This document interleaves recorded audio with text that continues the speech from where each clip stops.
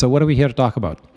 We are here today to talk about the power of the Sangha. We all could use a friend, and that was the title of my talk. And I'm going to lead you through some meditation that basically, here in the Western, in the United States, most part of the Western world, there's actually studies done that show that a majority of people have had some sort of a mystical experience. You know what's interesting? Most of them do not want it to happen again because it's such a foreign concept. This idea of spirituality, the soul, the idea that, we outlive the lifetime of this physical body, and that there is something called a magnetic or a karmic connection, an energetic exchange. And so all of these concepts being so new, people struggle with this when they actually have had, either because of birth, at some experience that they've either witnessed somebody having birth, or they've given birth themselves, and they have those kind of mystical experiences. Or the other end of the cycle, which is the passing of the soul, the one transitioning from one life to the other, when you witnessed it. People have all kinds of experience, or near-death experience, where they don't necessarily pass, but they kind of reach that edge, and then for whatever reason they're brought back because they have some unfulfilled work. And all of these things scare the heck out of people. They feel like very confounded, feel very confused, and they don't know who to talk to. And what happens is when we come to gatherings like this, you can actually express, you can open yourself up, you can actually examine and see what happened there. What was the meaning of that thing? And does that have a relevance to why I'm here? And what am I supposed to do with this life that's been given to me, this time that I have ahead of me? And so the importance of Sangha is tremendous. And so Ananda, one of, you might know Buddha's one of his main disciples, he once was talking about the role of the Sangha being one of the most important things. He was asking Buddha the question, isn't Sangha one of the most important aspects? It's called one of the jewels in Buddhism. And Buddha replied to him and says, no, it's not one of it is the most important thing. And I don't know if you all heard this, but somebody asked the Buddha when he was passing, they said, will there be another Buddha? And the Buddha paused and he responded, Sangha will be the next Buddha. Now, for those of you who are not familiar with this word that I've been throwing around, Sangha, it means the gathering, the spiritual gathering, a community of like-minded kindred spirits that come together to deepen themselves, deepen their awakening, and remove their own suffering, to be able to communicate, to be able to process what they're going through without having to look the other way and hide it under the carpet. Just kind of imagine it doesn't happen. It doesn't imagine it, just close your eyes and it goes away. No, we will look into it. So there's two kinds of suffering. There's a suffering that when you keep avoiding, you try to keep dodging it, it will continue to follow you. It will track you. It'll continue to haunt you. And there's the other kind of suffering when you turn around and face it, look at it, it loses its power over you. It fades away like a mist. So my brothers and sisters, today I will lead you through two parts exercise that will help us to relate to the power of Sangha and have a deep meditation on it. But before I do that, I want to lead you through some breath work. And if you all heard of the Wim Hof method, you all heard of the Wim Hof method? Everybody knows who he is? He owns many world records. He's in the Guinness Book. Yeah? The Wim Hof method is famous for his ability to walk barefoot, be drowned in a tub of ice. And he records is for having tried to summit Everest in nothing but shorts and flip-flops. And he almost submitted it. But I think even as far as he got was a pretty incredible thing. And now I'm going to teach you the methods that he learned. Okay, it comes from ancient Pranayama, ancient Indian wisdom of breathwork, of life energy, how you take it in and how you use it, how you channel it. And so essentially what I'm going to be teaching you is how do you actively increase the amount of carbon dioxide in your body, right? So this is counterintuitive to what you might be thinking and saying, oh my God, no, we should be getting rid of the carbon dioxide. No, what we're going to do is that we're going to actually, there's some exercises I'm going to do first that are going to increase the carbon dioxide level in your bloodstream. And then I will teach you how to expel it, and that change is where you'll notice an incredible sense of relief, where you'll feel your blood pressure come down, your heart rate slow down, the cortisol in your system is going to be dissolved. And so you're going to activate what they call the rest and digest system, which is your parasympathetic nervous system. All right? So I want you to go ahead and please downshift your gaze or close your eyes. In pranayama, one of the key tenets is that we don't use the eyes. We actually allow the ears to become the dominant sensory perception.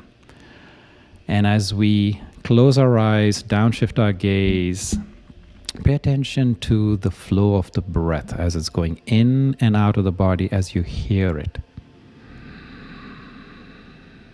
Now I want you to please breathe in through the nostrils and exhale from the mouth. In for a count of 5 and out for a count of 5.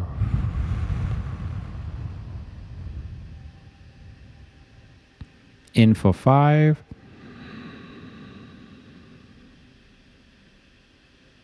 and out for 5.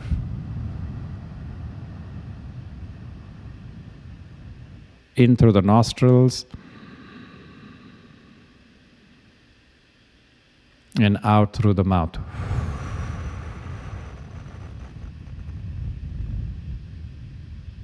Now, taking a breath in through the nostrils, and at the top of the lungs, we're going to hold for 5.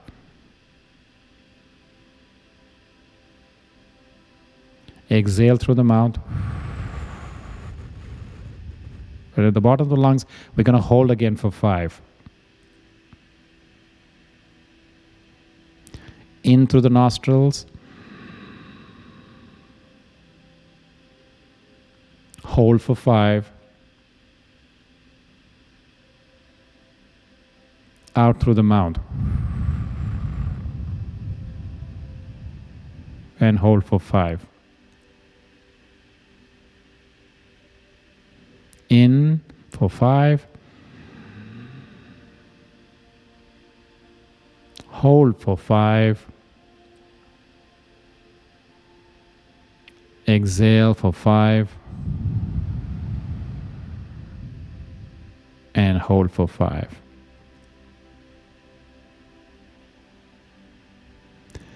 Okay, now return back to the 5 in and 5 out without the hold. Just this is the regular, natural cadence that I want you to have in your breath. When we are moving from one and transitioning to the next exercise, this is your regular level of breathing. 5 in through the nostrils and 5 out, either through the nostrils or the mouth, whatever you feel is best serving you. And notice the difference. When you inhale, then that you want to make it through the nostrils. And exhale, I want you to change it up for yourself. If you were breathing out through the mouth earlier, then go ahead and breathe out, exhale through the nostrils and see what the difference is.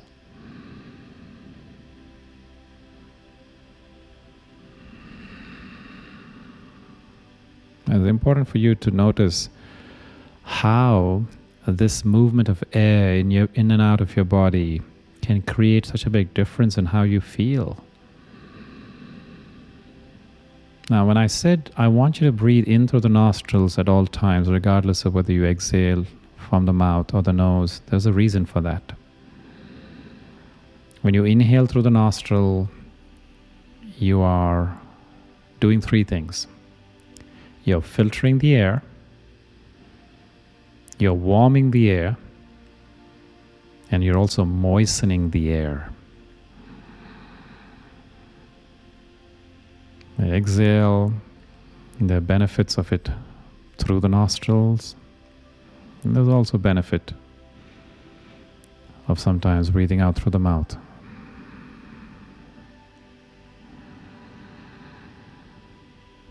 Now, we will do a exercise of 2 in, 1 out. So we look like this. So this is a faster breathing. So it's definitely 2 in, so second count of 2, 2 seconds in and 2 seconds out. But the inhale will happen through 2 motions, one followed by the other, 2 inhalations. Okay, let's do that together.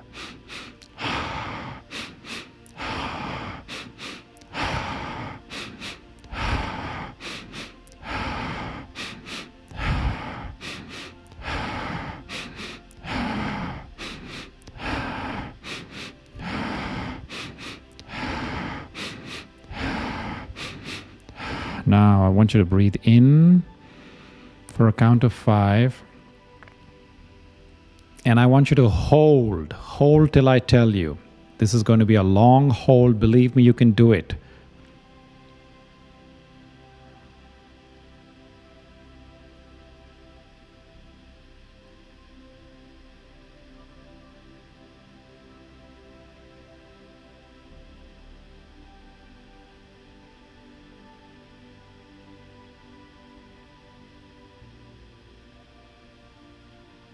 Five, 4, 3, 2, 1. Exhale. Let go. Inhale for 5. Let go. Exhale for 5. And on the next inhale, we're going to hold, this time longer than the first. And I'm going to do the counting, you just hold. Believe me, you can do it. Hold as long as I tell you. And if you simply cannot hold for that long, go ahead and exhale if you need to. But believe me, if you can, there's tremendous benefits of this.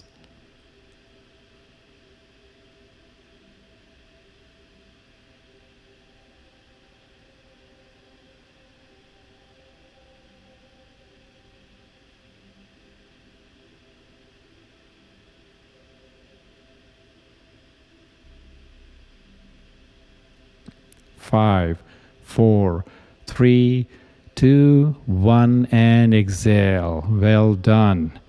Inhale for a count of 5. Exhale for 5. Now this time inhale and the top of the lungs. We're going to hold. Hold as long as I tell you, or if you simply cannot hold, then go ahead and exhale. But if you can, hold and you'll see the benefits of it.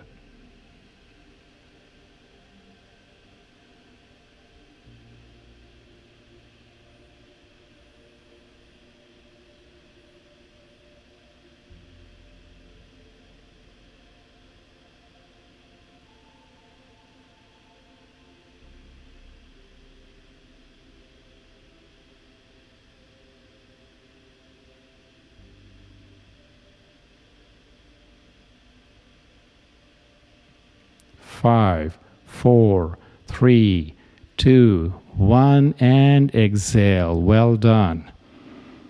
Inhale. Exhale. Inhale. And this is the last round of holding. Hold your breath at the top of the lungs. Full lungs, hold. Hold, and as you're holding, I want you to squeeze and contract the muscles in your buttocks. Squeeze and contract your muscles in your thighs. Down in your calves, squeeze and release. Can you do that? Squeeze and release the muscles in your feet. Squeeze and release the muscles in your stomach. Up in your chest. The back, the shoulders, the neck. Can you squeeze and release the muscles in your face? holding the air the whole time. Squeeze and release the muscles in your upper arms, forearms, making a fist with your palms.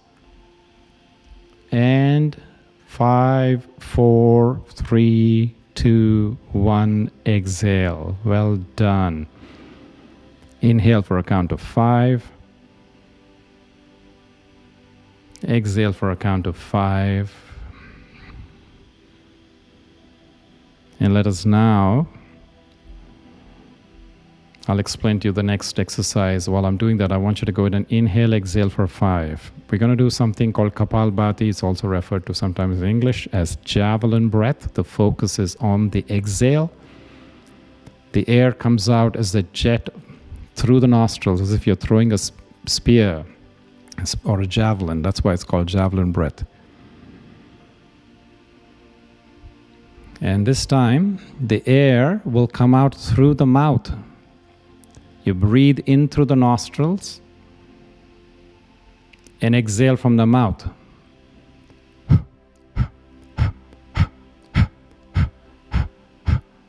So the exhalation is where the focus is. Don't worry about the inhalation. Your body knows how to take. When you learn how to give away, to let it all go, the body will receive what it needs. So now let's do 3 rounds of this.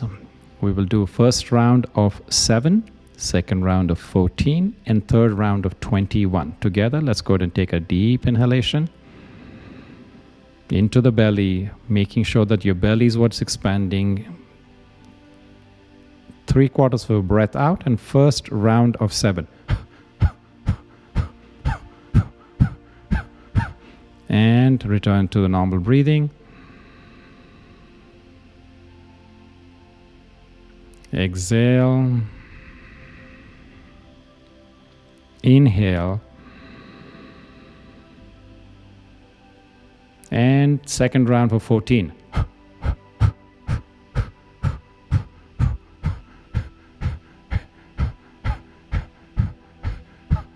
And we just go back into natural rhythm of breathing in for 5. Exhaling for 5. And the third and final round, inhale. 3/4 of breath out, and the round of 21.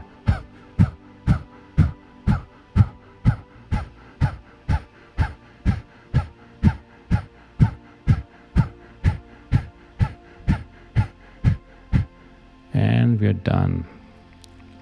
Bring yourself back to the natural rhythm of 5 in and 5 out.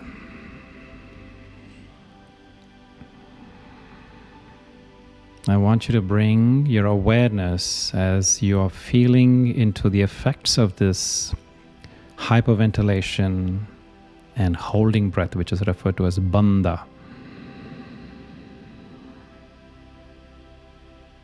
I want you to let the attention of your mind be on the region of the third eye.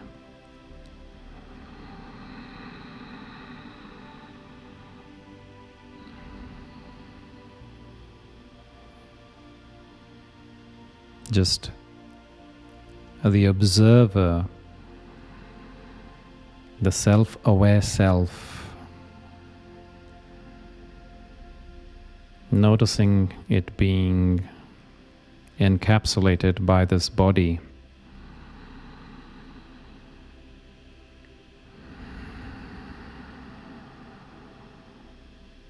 This container, this is my costume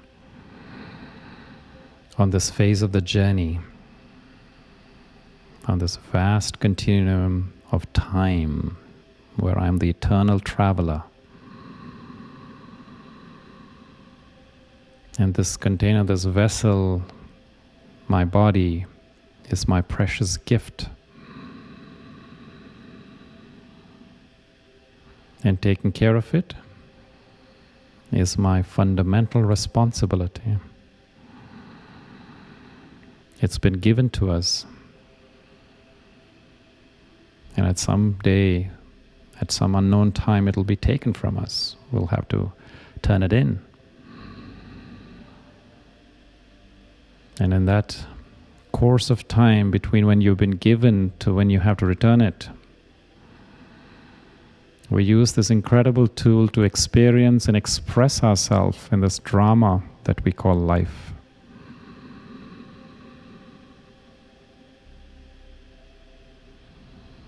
And so we want to make sure that our costume, our tool, is in top condition. And pranayama that we just did is one of the most powerful ways to tune that body.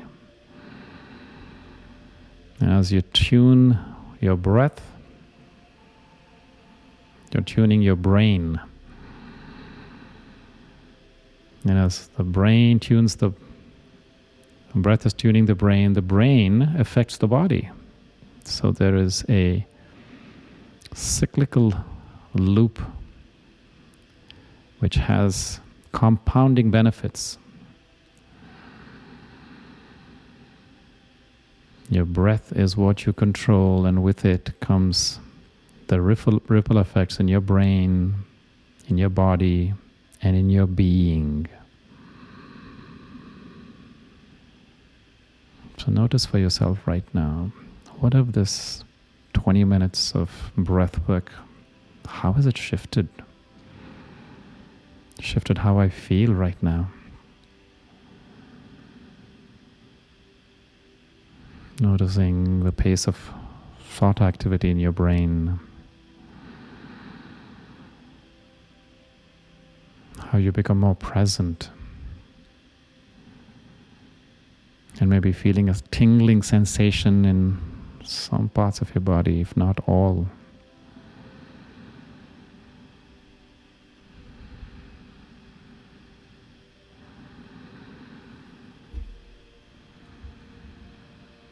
And acknowledging what just these few moments can do to shift your state of being. And imagine if you could invest into this costume, this tool, every day like this.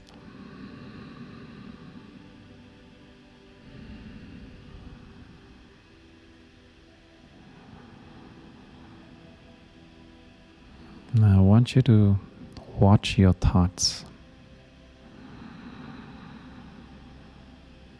as if they were occurring on the screen of your mind.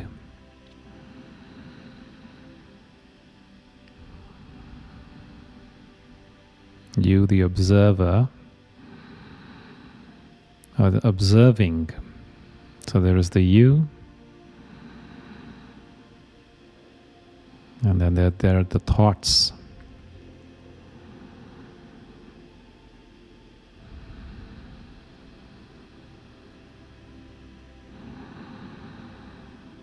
Notice that as these thoughts pass across on the screen of your mind, that there are gaps, there are small gaps between each thought. Just like the gaps between the carriages of a train. I want you to pay attention to those gaps.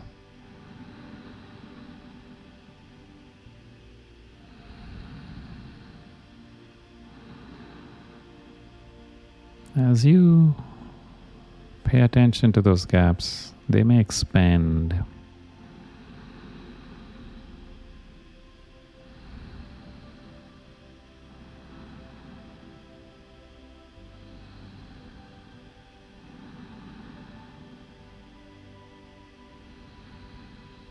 As you're paying attention and those gaps are expanding, your thinking is becoming slower and slower.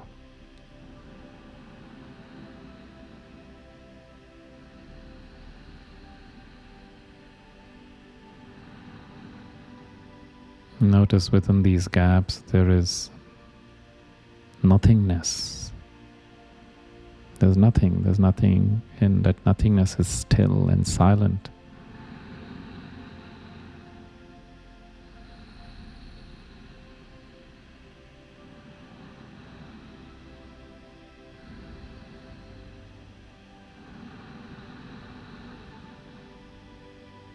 Notice the silence and allow it to expand.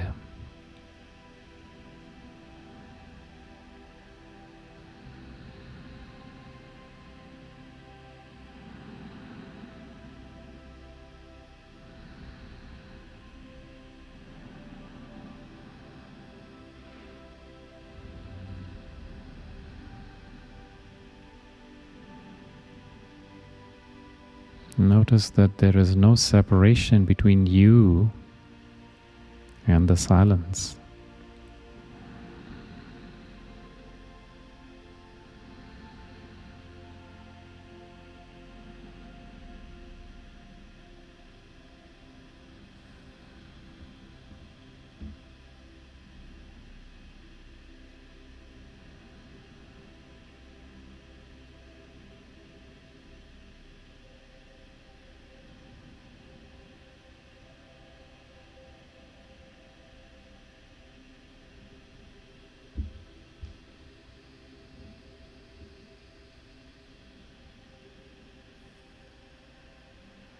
Notice how still you are in this expanding silence.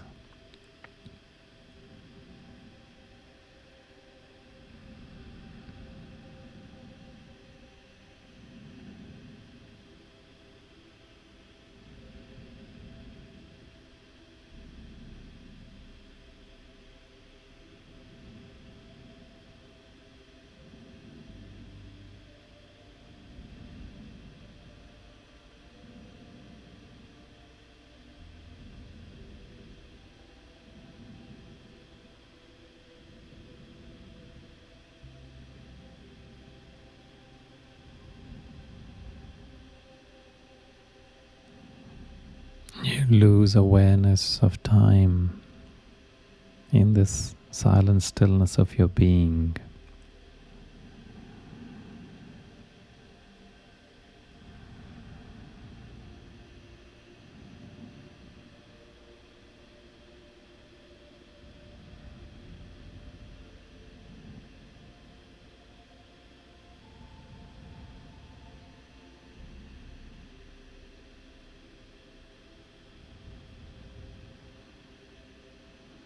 Now you're just being.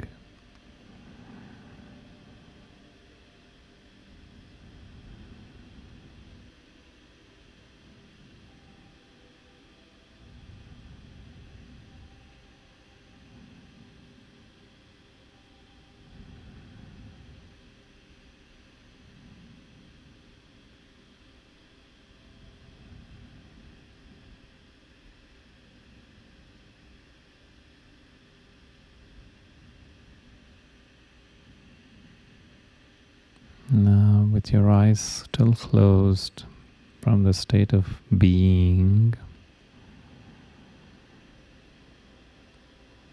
I want you to feel the presence of the person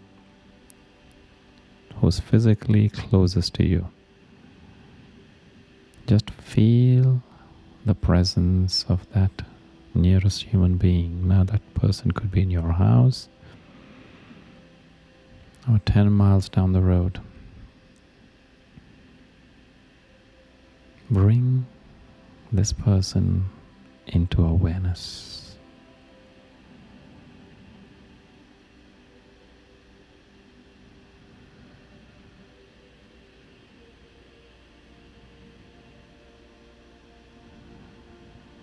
Now see if you can expand that to include others in your surrounding.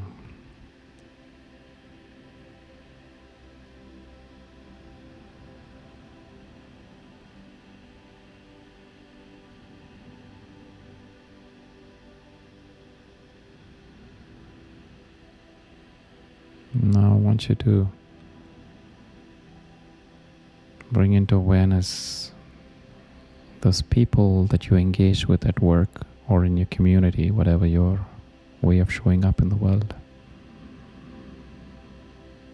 Can you acknowledge their presence with your eyes still closed?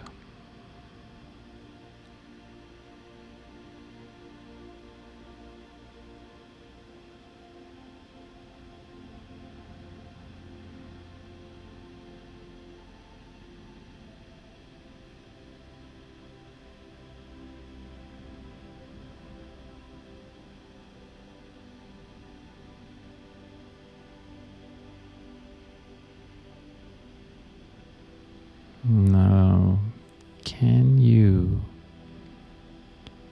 tune in to this collective gathering of souls who are on this meditation with us from all over the world, holding space?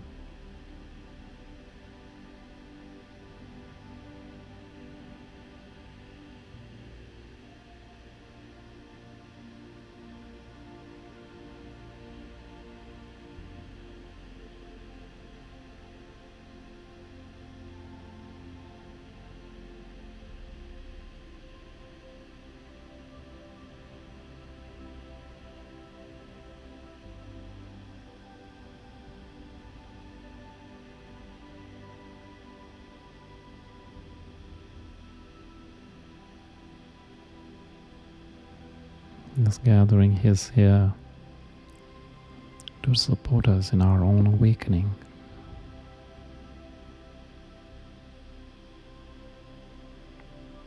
And as we meditate in this gathering,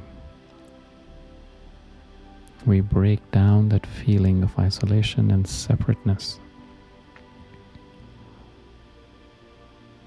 And understand that we are not alone, nor are we separate.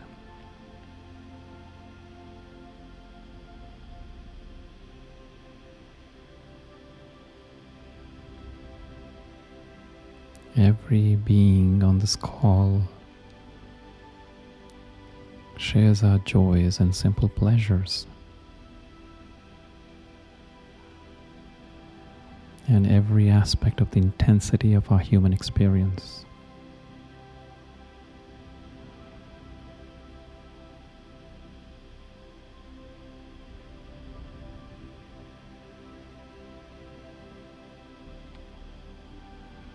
In this space,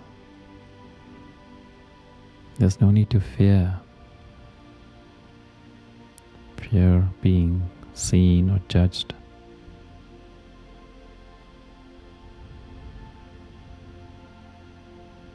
Instead, learn to embrace and see all of yourself and accept yourself just as you are.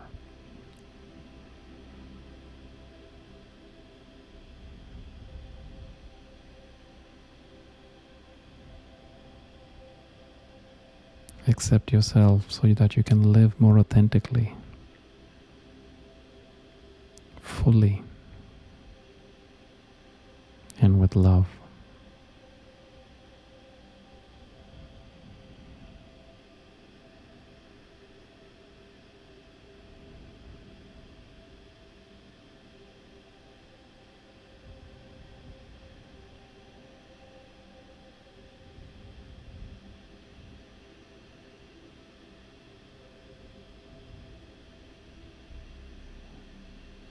And as you do that, you begin to accept others also non-judgmentally, with an open heart and with compassion.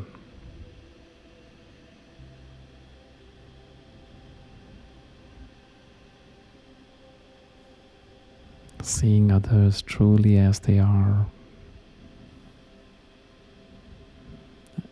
Others are just as we are, with imperfections and all.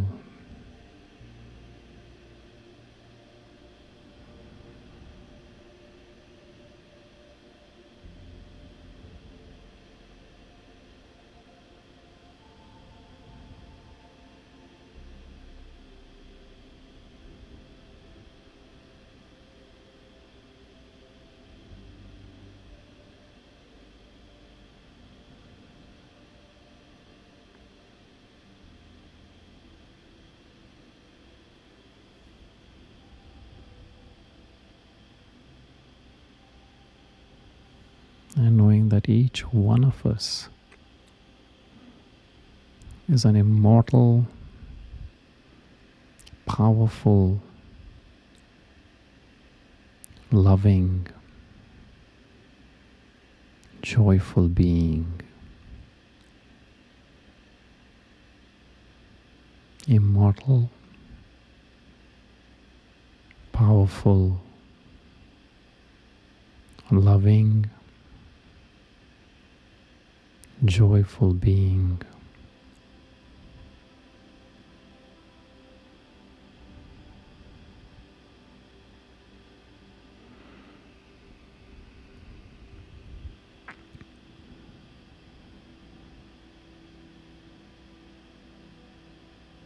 We are awakening collectively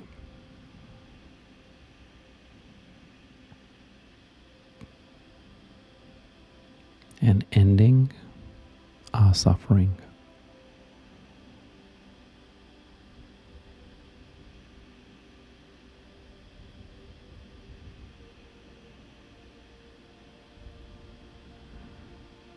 I'm preparing the container in which I live,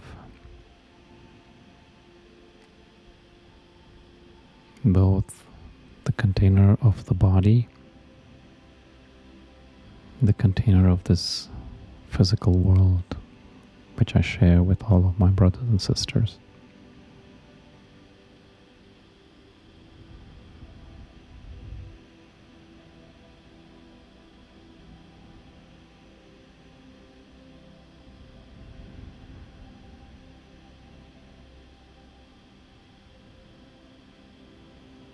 I want you to bring your palms together in prayer position at your heart center. And let you rub your palms against each other, kindling chi, life force.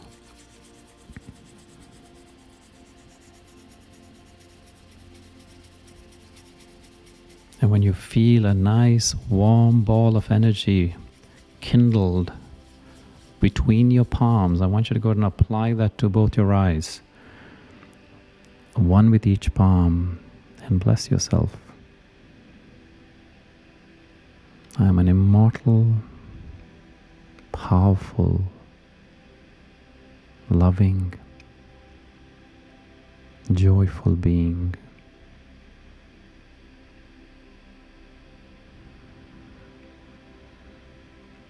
May equanimity reign in my mind.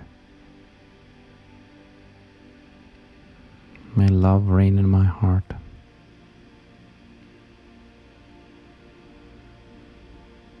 And compassion reign in my entire being.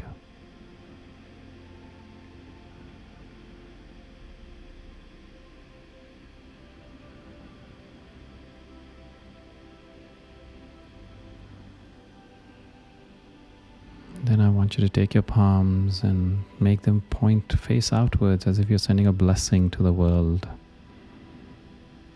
And imagine this planet Earth right now with all of these little sparkling stars, which is every one of us who are here in this meditation, from wherever we're joining from in the world. Let's send a blessing, this healing chi, that may you be healthy. May all obstacles in your life be removed. May your suffering end. May you realize the eternal love that you are.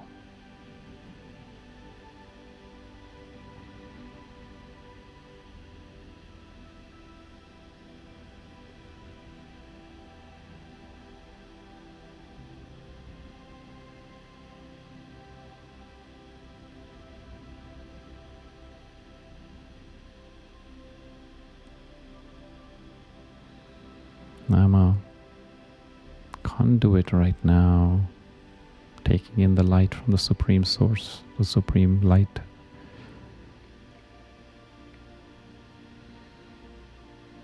And shining it on this beautiful planet with all these wonderful stars sparkling.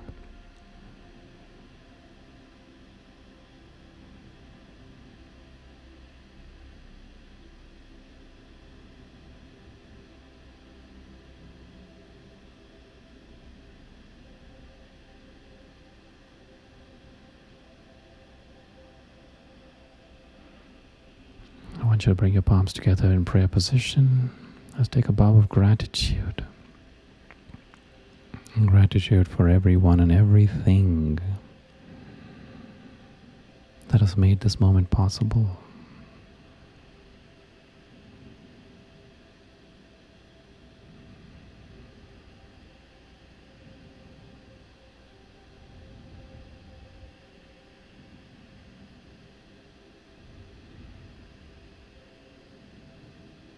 And ask yourself this question: what is the most important thing for me in my life?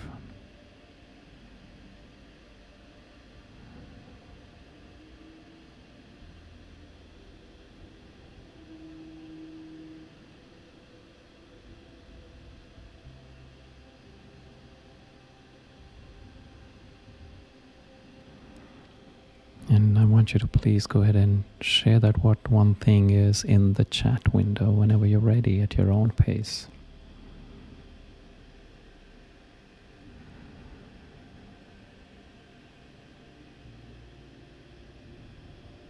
And this is a profound moment of using this container of stillness as a way to peer deep into the being and ask yourself, what's truly important? Many a times we find ourselves completely in the waves and in the turmoil on the surface. I don't get the chance to reflect on something so fundamental. And if you don't have clarity on what's fundamental to you, how are you going to manifest more of that in your life? So use this moment, use this time, and if it's okay, if it's a little bit of a struggle, sit with it. Sit with it till you hear what's waiting to bubble up from the bottom of your heart. So I'm seeing family, peace, health, being a force for good, balance, peace and truth, kindness, health. Beautiful. For me, it is serving and creating community.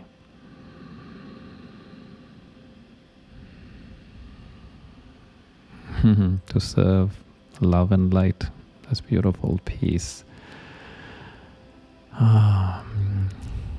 So folks, I do this as a gift to put out what I am blessed with.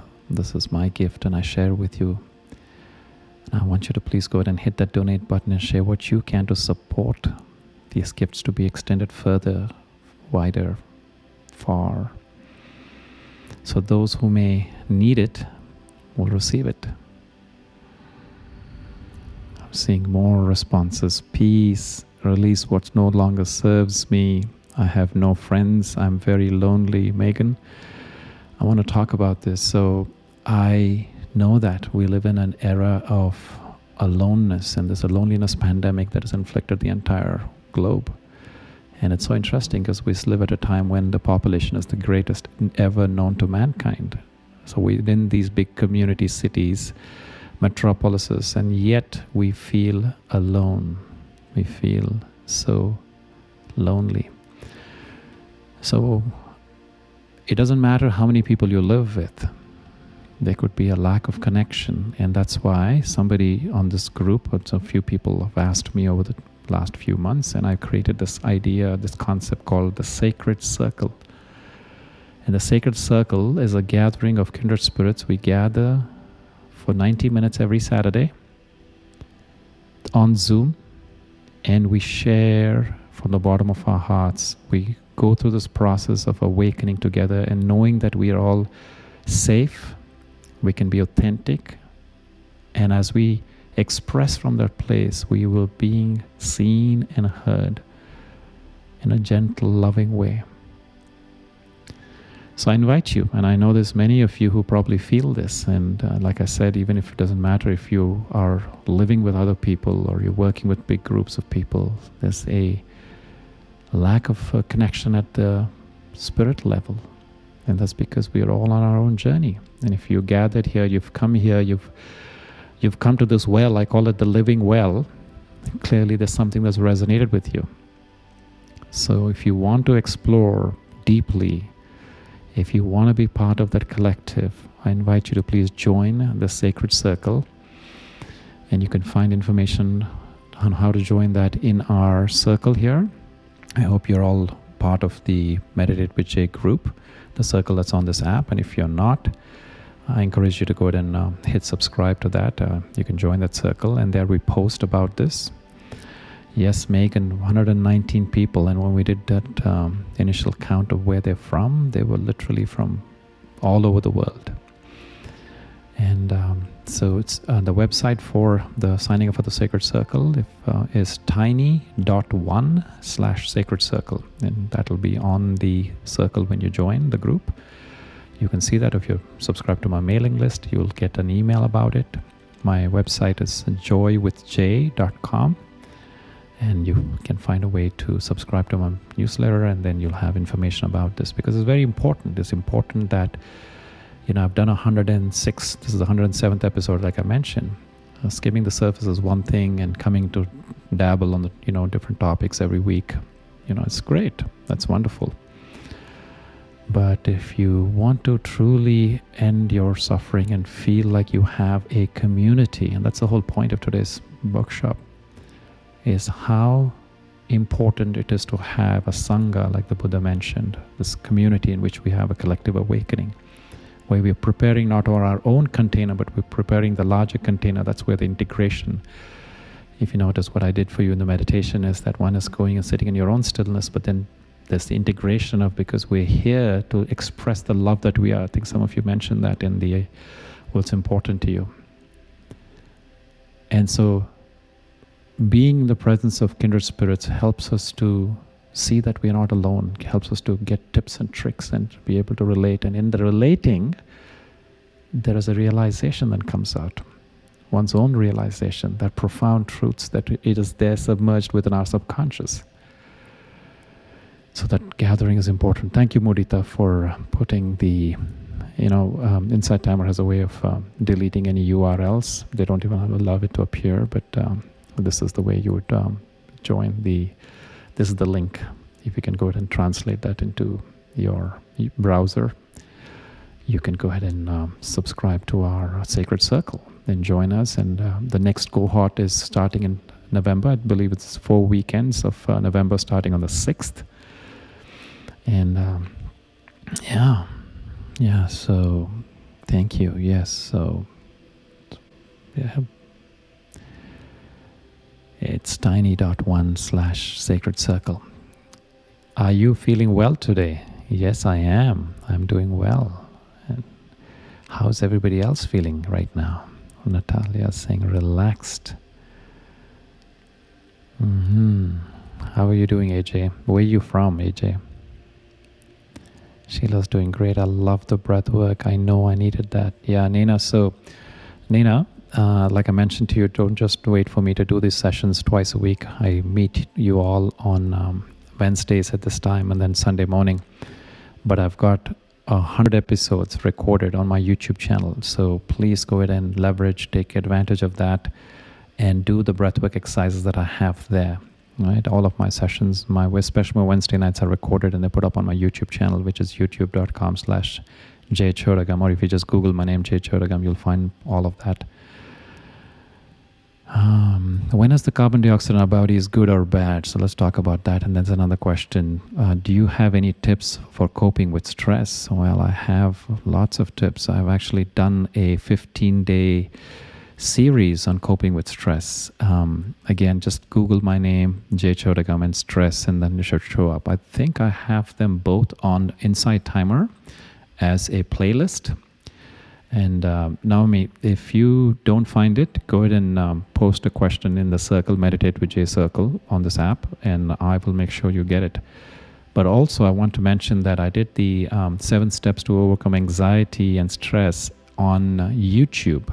So on my YouTube channel, you will find those series of talks I did on stress and coping with it. Okay, so let's talk about the carbon dioxide in the body. Okay, so here's a little bit of neuroscience here. So I remember I mentioned to you that we're going to actually increase the amount of carbon dioxide. What we are doing by actually breathing shallow. Now, a lot of you don't realize that, when you are anxious, when you're multitasking, when you're going about a day, when you're kind of, you're hectic, we tend to breathe shallow. So we're breathing into the chest, thoracic breathing, rather than abdominal breathing, which is down into the diaphragm. When you breathe shallow, it's short, like the one that I made you do the quick breathing before we did the long exhales, long holding. That is actually specifically intended to mimic the times when you breathe shallow in your regular life, when you're stressed and anxious and all of that. And that actually results in the building up of the carbon dioxide. Now, here is what happens on a regular day when you're not doing pranayama. When you're breathing shallow, you have chemoreceptors at the brainstem. Okay, so this is the bottom of the brainstem. And they are sending a signal to your body to say, okay, I'm being depleted of oxygen, I'm having carbon dioxide, so I need you to get some more. And what we end up doing is, erroneously, we end up breathing faster shallowly. We're not breathing deeply. And now you're in this cycle, this vicious cycle of accumulating more carbon dioxide and not actually rejuvenating the compensation, the exchange that need to happen in the lung tissue of replacing it with oxygen is not happening. Now, you might wonder then, Jay, why did you do that exercise here? Why are we mimicking something that's an unhealthy habit? There's a reason. I'm trying to teach and train your subconscious mind to make this part of your rhythm. When, right after we did the shallow breathing, remember the long holding that we did, the bandhas? That's when you're allowing, as you're holding, you're giving your lung tissue an opportunity to exchange, to let that carbon dioxide be released and replaced with oxygen. So when you breathe slowly, when you breathe deeply, and then there are pauses, you're actually having a great amount of exchange of oxygen and replenishing the much needed prana, the life force that animates, that enlivens every cell of your body. Does that make sense? Okay, so that's the science behind it. So the typical breathing that is considered to be a standard for high quality of exchange of air is when your inhalation is for a count of 5 through the nostril, like I mentioned, and exhalation is for a count of 5. It could be through the nostrils or the mouth. So that makes it a cycle of 10 seconds. So think about it. So if you're doing 6 cycles a minute, that is very optimal. Yes, your head hurts when you hold your breath, Lynn, and that's, like I said, sometimes each of us, our physiology, depending on where we come from, there's so much part of the body chemistry that can result in that sense of heaviness, or some people even feel lightness. They get spaced out and so on and so forth. And that's it. When you have to suit yourself, this is not like a one-size-fits-all. So that's why in Eastern medicine is a very personalized medicine. It's not something like there's no such thing as an over-counter drug there. Right? So that's why I said, if you're feeling that you are lightheaded or you're feeling dizzy, what have you, abort and go back to the 5 in, 5 out. Okay? So glad. Diana, first time here. Anybody else for the first time? And that's a welcome to those of you who are here for the first time. And I invite you to consider coming back and, watching the recordings and seeing, there's a wealth of wisdom. There's a wealth of stuff that we've gone through in the last 18 months or so that we've been in this pandemic. I started this, by the way, in March of 2020. And we haven't missed a beat. We've been at this every single week since the beginning of the pandemic. And it's just been a wonderful community. So you say that you like the breath work? Yeah, that's very important. I think a lot of times people struggle with being able to control their mind.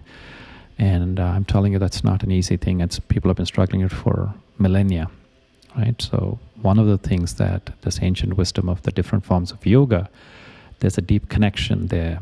because you're preparing the ultimate force, which is your brain, your ajna chakra, to be able to sit still and be able to be focused on what you want it to be, the object of your focus, by preparing it with the breath work, with hatha yoga, kundalini. There's many different ways, but one of the easy ones, direct effect that you can feel, you can have on your stability of your mind and your focus, is by using your diaphragm. That is your way to control the PNS, right? Your parasympathetic nervous system.